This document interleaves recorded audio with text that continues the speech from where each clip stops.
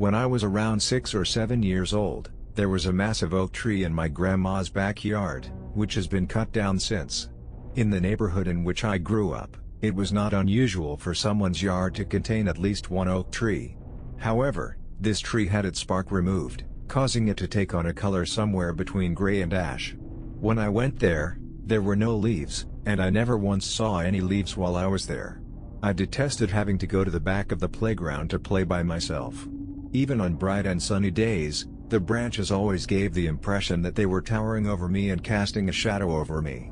When I went outside to play one day after going inside because I was bored, one of the things I did was swing on the tire that was strung up by rope and hung from one of the branches.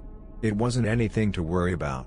The window in question had a direct view of the entire backyard, so even though my grandmother was inside washing the dishes, she was able to keep an eye on me through the glass. I sat down and eased into the motion of swinging.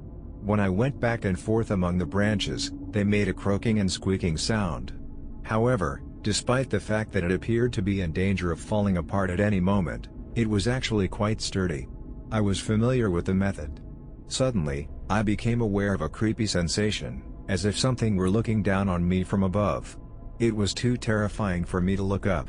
I looked out the window to see if my grandmother was still inside, but when I turned around to face her, she was staring up at the ceiling with a terrified expression on her face and her hand covering her mouth. It was as if the sun had suddenly disappeared, and a thick mist began to envelop me from all sides. How did it get there so quickly? I was unable to move. My instinct to fight or flee put me in option 3, which was to freeze.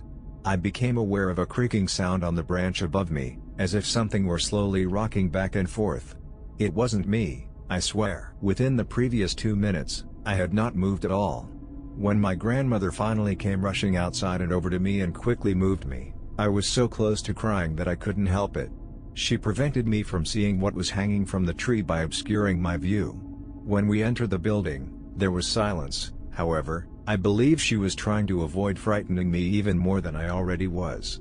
After taking down the tree and waiting a few months, my grandmother finally left that house and moved to another one.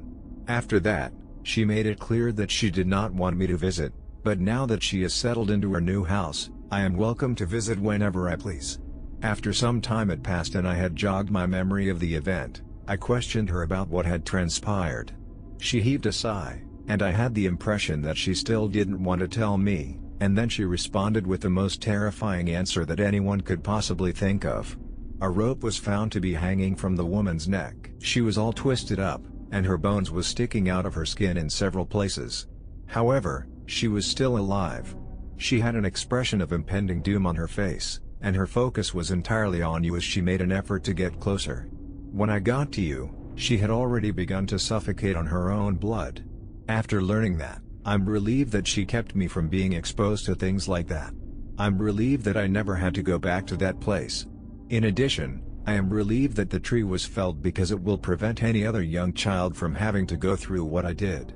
After doing some research, I discovered that a couple who had previously lived in this house had a violent argument, and the husband then killed his wife by severing her neck and hanging her from the tree to make it appear as though she had committed suicide.